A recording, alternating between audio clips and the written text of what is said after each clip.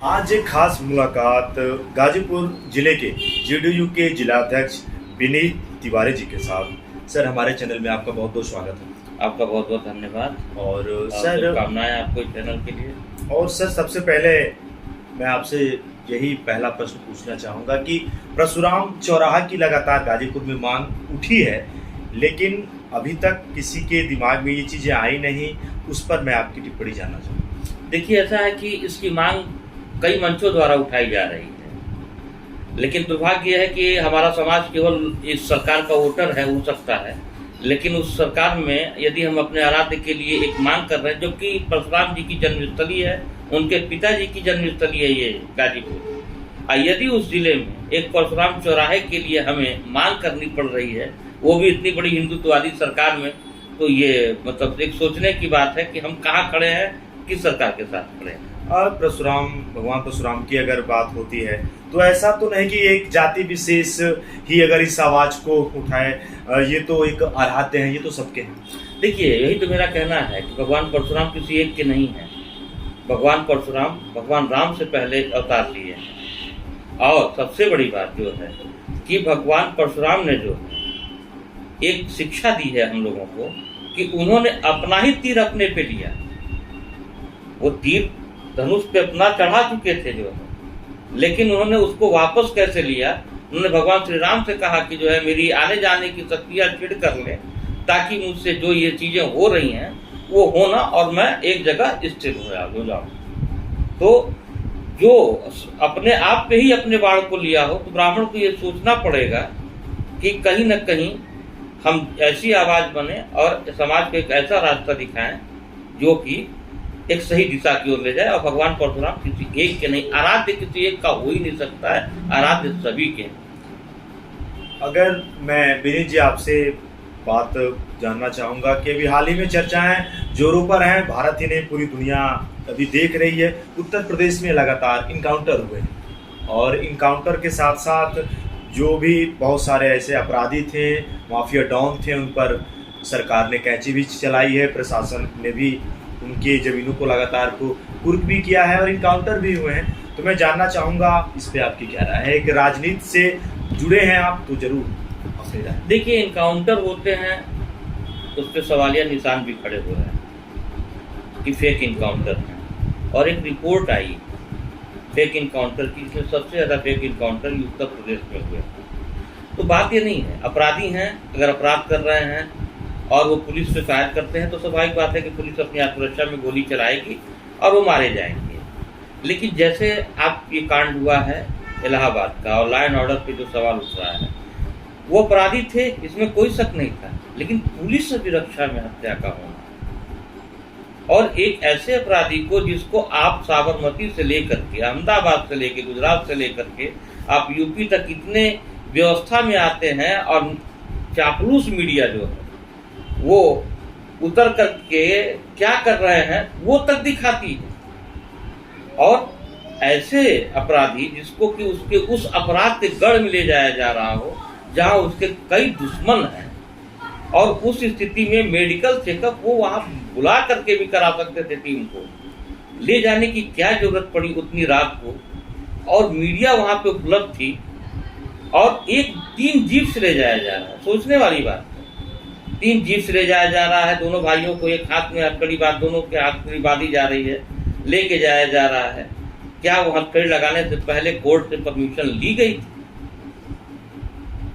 तो इस अपराध तंत्र में यदि ये कोई कहा जाए, इस व्यवस्था में कि लॉ एंड ऑर्डर मजबूत हो रहा है, अपराधी खत्म हो रहे हैं, तो एक बात मुझे इतना बता दीजिए पत्रकार महोदय, कि वो जो 3 अपराधी पैदा होकर हुए, क्या वो अतीत से कम है? जो पुलिस प्रशासन के सामने और ऐसे शूट कर रहे हैं जैसे एक परिपक्व शूटर शूट करता है, क्या ये आपको लॉ एंड ऑर्डर नजर आ रहा है? आए दिन बांदा में अभी आपको याद होगा एक बच्ची को गोली मार दी गई।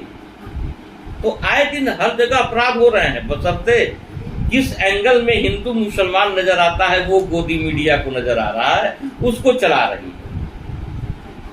अभी कश्मीर के राज्यपाल ने बयान दिया था पुलवामा अटैक पे, क्या किसी आप मीडिया ने दम था आप लोगों में कि जो चला दीजिए उसको, या सरकार के किसी नेता से सवाल पूछ दीजिए कि जब वहाँ के राज्यपाल ने आपसे कहा था कि हमको हवाई जहाज दीजिए एयरलिफ्ट करने के लिए, तो आपने नहीं दिया, और जब उस राज्यपाल ने कहा कि नहीं हमारी जो है चूक से ये मौतें हुई हैं, तो उसको कहा गया कि तुम चुप रहो। किस मीडिया ने इसको उठाया? लेकिन आप देख लीजिए जहाँ हिंदू मुस्लिम एंगल है वहाँ मीडिया जो है अपना खेल खेल रही है, क्योंकि उसको स्क्रिप्ट मिल जा रही है, वो उस पिक्चर को चला रही है, क्योंकि उसको टीआरपी से मतलब है, सामाजिक समरसता से कोई मतलब नहीं। प्रधानमंत्री मुख्यमंत्री जी तो जो उत्तर प्रदेश के मुख्यमंत्री योगी जी तो यहाँ तक कहते हैं कि अपराधियों को मिट्टी में मिला दिया जाएगा, और ऐसा हो रहा है। अब ये बता दीजिए, पुलिस अभिरक्षा में जिसको सर्वोच्च न्यायालय ने कहा था कि जाइए, और उत्तर प्रदेश सरकार ने आश्वासन दिया था कि हम यहाँ इनको कोई दिक्कत नहीं होगी, हम इनकी जान माल की सुरक्षा करेंगे, और वहां गोली मार दी जाती है। तो अब आप ही बताइए ना कि ये क्या है। अगर सर मैं आपसे जानना चाहूँ तो अपराध के ग्राफ को कहाँ तक देखते हैं? क्या उत्तर प्रदेश में अपराध कम हुए हैं और अभी शांति व्यवस्थाएं कायम? इसमें मैं क्या कहूँ, एनसीआरपी के आंकड़े उठा के देख लीजिए। एनसीआरपी के आंकड़े चिल्ला चिल्ला के बोल रहे हैं कि यूपी में का बा, यूपी में सिर्फ अपराध बा और अपराधी बा और कुछ ना बा। यूपी में सिर्फ अपराध। अभी नीति आयोग की एक रिपोर्ट आई है, पढ़िएगा, कि उत्तर प्रदेश सभी राज्यों से सबसे गरीब प्रदेश। क्यों? क्योंकि यहाँ पे नफरत की हम खेती कर रहे हैं, हिंदू मुस्लिम की जो है हम जो है बाजार लगा रहे हैं, तो ये तो बहुत अच्छी खेती हो रही है, हमको गरीबी से क्या लेना देना। और एनसीआरपी के आंकड़े बताते हैं कि अपराध में उत्तर प्रदेश कहाँ है। इसमें मैं क्या कहूँ, ये तो सरकार के डाटा है। अब बाकी लॉ एंड ऑर्डर को आप देख ही रहे हैं, लॉ एंड ऑर्डर की स्थिति क्या है। कुछ माफियाओं की लिस्ट जारी हुई है, पहले 48 माफियाओं की लिस्ट जारी हुई थी, अब 64 की हुई है। ये बताइए घटा या बढ़ा? इसको घटोतरी कहेंगे आप कि बढ़ोतरी कहेंगे आप? और एक सवाल और है, मैं तो इतना बस जानना चाहता हूं कि यदि मुख्यमंत्री जी पे जो धाराएं थी, अगर उन धाराओं को आज जोड़ दिया जाए तो उस लिस्ट में मुख्यमंत्री जी भी आते हैं कि नहीं आते? तो कार्यवाही हो माफियाओं पे, मुझे कोई दिक्कत नहीं। राजनेताओं पे गलत आरोप प्रत्यारोप के तहत मुकदमे दर्ज होते हैं, हो सकता है मुख्यमंत्री जी पे भी गलत मुकदमे दर्ज हुए हों, लेकिन एक समान कार्यवाही मिट्टी में मिला रहे हैं, तो हर एक माफिया को मिट्टी में मिलाएं। एक समुदाय विशेष, एक वर्ग विशेष। आप ये देखिए विकास दुबे कांड में, ठीक है, गाड़ी पलट गई, विकास दुबे भाग रहा था और पुलिस ने ऐसी गोली मारी कि यू टर्न लेकर के उसके सीने में आके लग गई। ये हमारी पुलिस की कमाल है, उत्तर प्रदेश पुलिस ऐसे गोली मार देती है। हाँ, तो पुलिस तो कहती है कि नहीं विकास दुबे वैसा था, एनकाउंटर हुआ उसका। ठीक है, विकास दुबे वैसा था, उसका एनकाउंटर हुआ, बहुत सही हुआ, कोई दिक्कत नहीं। लेकिन एक नाबालिग लड़के उसमें मारे गए, जिन पे कोई मुकदमा, एक भी मुकदमा नहीं था पहले, उनका भी इनकाउंटर कर दिया गया। उस अंधेरे में पुलिस ने कैसे देख लिया कि वो भी था? क्या पुलिस ने जिन और लोगों का इनकाउंटर किया, अमर दुबे को मानता हूं माफिया था उसको, और उस बेटी का क्या रोल था, खुशी दुबे, जो 2 दिन पहले ब्याह करके आई थी। और ये बता दीजिए, पूछ लीजिए सरकार से, कानपुर में अभी आपने सुना होगा, माँ बेटी के ऊपर बुलडोजर चला दिया गया। एक बाप अपनी बेटी और अपनी बीवी को जलते हुए देखता रहा, मरते हुए देखता रहा।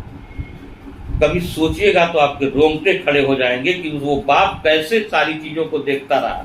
और एसआईटी बनाई गई, जैसे इस मुकदमे में बनाई गई है, जैसे विकास दुबे में बनाई गई थी। उस एसआईटी ने क्या किया, उन सारे पुलिस ऑफिसरों के ऊपर से जो है 304 और 307 के मुकदमों को हटा दिया। तो बुलडोजर उन पे ही चलेगा जो जिससे हिंदू मुस्लिम का एंगल नजर आ जाए, अराजकता का नजर आ जाए, इस तरह हिंदू मुस्लिम का एंगल चलेगा। अगर मैं आपसे जानूं कि आप तो काफी नजदीकी से कवर करते हैं, उत्तर प्रदेश की राजनीति में शिक्षा का स्तर भी सुधरा है, रोजगार भी मिले हैं, जो सरकार जो कहती है, और लगातार अभी काम भी हो रहा है। अगर सरकार कहती है तो एक बार आप लखनऊ भी घूम आइए, विमान एक धरना स्थल, वहां भी चले जाइए और एक हफ्ता रह के आ जाइए, आपको पता चल जाएगा कितना रोजगार इस सरकार ने दिया है।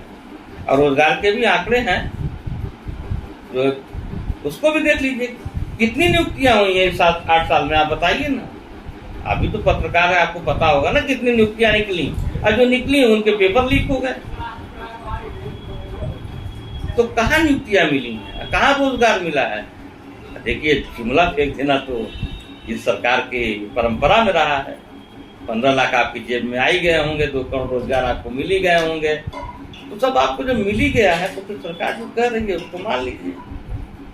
आरोपी लगते हैं अभी आपके नीतीश जी पर भी हो रहा है।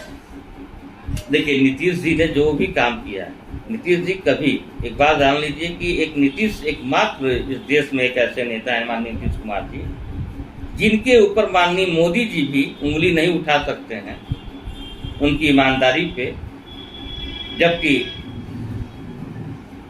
इतनी बड़ी गाली बिहार को दी गई थी डीएनए के नाम पर, शायद उसके लिए प्रधानमंत्री को माफी मांगनी चाहिए थी कि डीएनए को कोई देख सकता है, एक राजनीतिक दल डीएनए देखने की बात करता हो, लेकिन उनके ऊपर आज एक भी मामले नहीं है, एकदम ईमानदार नेता है। नहीं तो जैसे ईडी सीबीआई इस समय काम कर रही है अन्य दलों के साथ, वैसे ही नीतीश जी के भी साथ काम करने में कोई गुरेज उनको नहीं होता, लेकिन नीतीश जी ने कोई ऐसा मौका दिया ही नहीं है।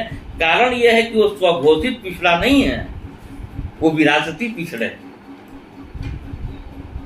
तो वो सोचे जो स्वघोषित है, वो तो विरासती पिछड़े हैं, तो उस गरीब परिवार से पले हैं, पढ़े हैं और आज यहाँ मुख्यमंत्री बने हैं, जिन पे एक भी दाग नहीं है। काजल की कोठरी में बेदाग नेता है।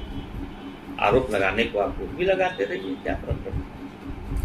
दोस्तों, एक खास मुलाकात और एक बेबाकी के साथ इन्होंने आज प्रस्तुत भी किया। जेडीयू के जिलाध्यक्ष और अपनी बेबाक रायगिरी जाने भी जाते हैं, सोशल मीडिया पे हमेशा सक्रिय भी रहते हैं। गाजीपुर जिले के जिलाध्यक्ष के पद पर कार्यरत हैं विनीत तिवारी जी। सर, इतना समय देने के लिए आपका बहुत बहुत धन्यवाद। आपका भी बहुत बहुत धन्यवाद, और इसी तरह से आप आगे काम करते रहिए और निष्पक्षता से सही आवाज उठाते रहिए। आप गोदी मीडिया ना